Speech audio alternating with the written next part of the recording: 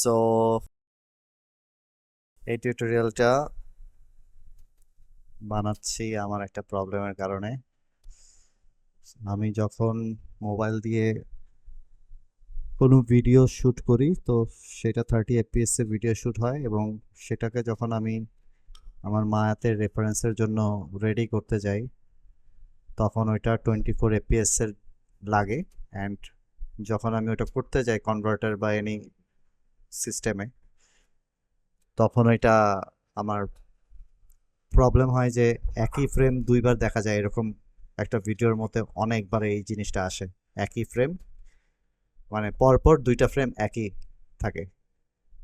So এটার solution একটা পেয়েছি, ওইটাই এখানে রেকর্ড করার চেষ্টা করছি।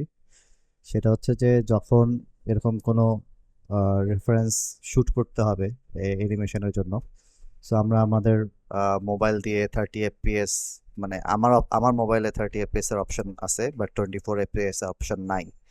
সো যাদের মোবাইলে 24 fps এর অপশন আছে সেটা তো ঠিকই আছে, ওটা অ্যাবসলিউটলি ফাইন। বাট যাদের নাই, যাদের 30 fps এর আছে, তারা যেটা করবে যে 30 fps এ রেকর্ড করে সেটাকে আফটার এফেক্টসে নিয়ে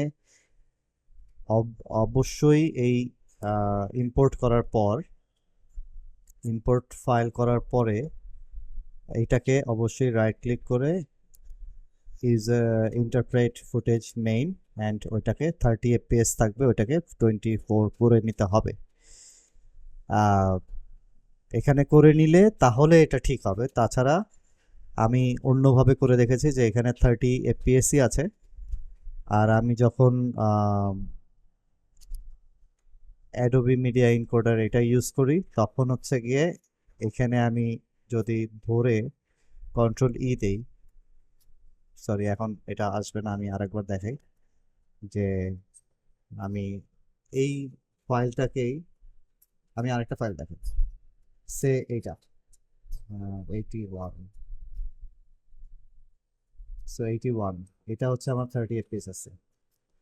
আমি যখন এখানে আসলাম এটা 30 fps এ আছে।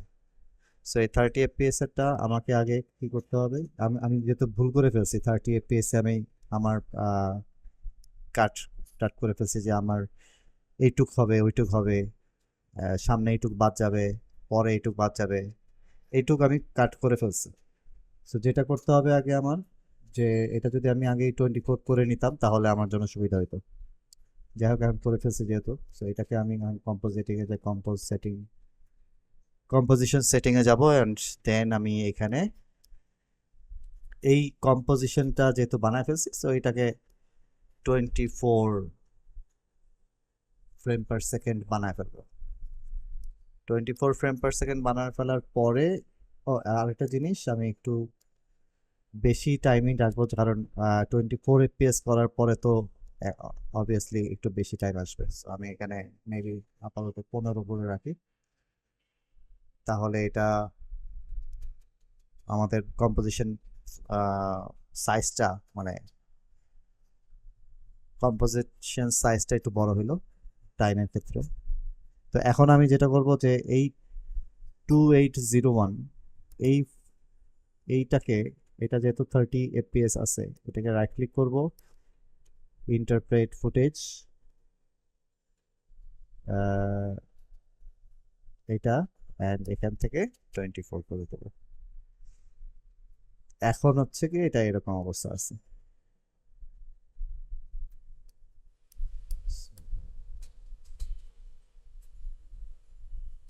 সো এটাকে আমার আবার কাটতে হবে, আর কোনো অবস্থা নাই।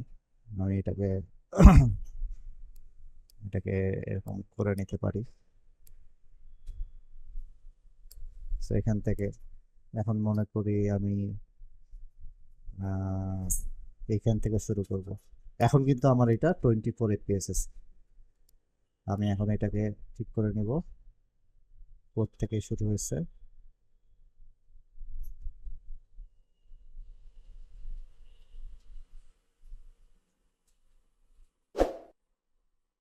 এখান থেকে শুরু করতে চাই। সো আমি এখানে কন্ট্রোল-শিফট-ডি দিব, এরকম ভাবে কেটে যাবে। অ্যান্ড তারপরে কোথায় যে শেষ করতে চাই সেটা আমার এইখান থেকে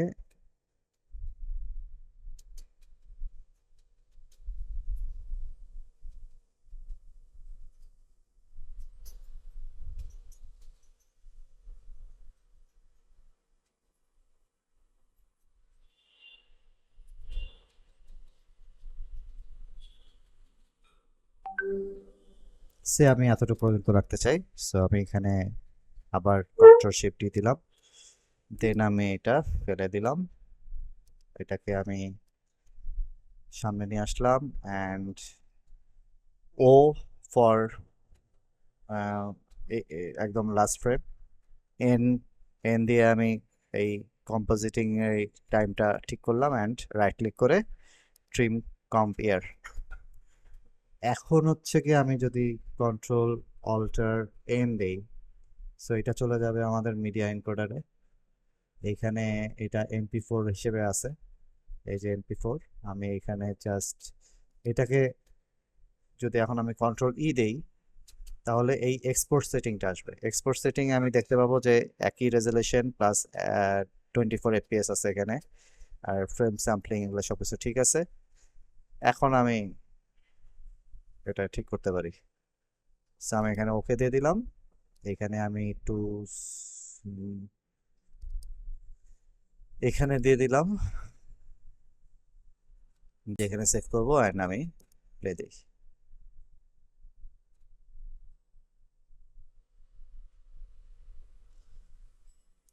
এটাকে এখন আমি যে বানাইলাম, এটা আমি অবশ্যই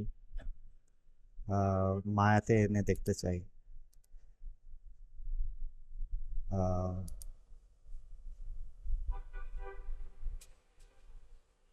মায়াতে নিয়ে দেখতে চাই হচ্ছে এটাকে নতুন একটা ভিউপোর্ট ইমেজ মুভি, এখানে আমি যেখানে যে লোকেশনে আমি রেখেছি ওই লোকেশনে গেলাম, অল ফাইলস, এই যে এটা। সো আমাদের এটা 24 FPS, এখানে 24 FPS। এখন আমি একটু পারফর্ম দেখি।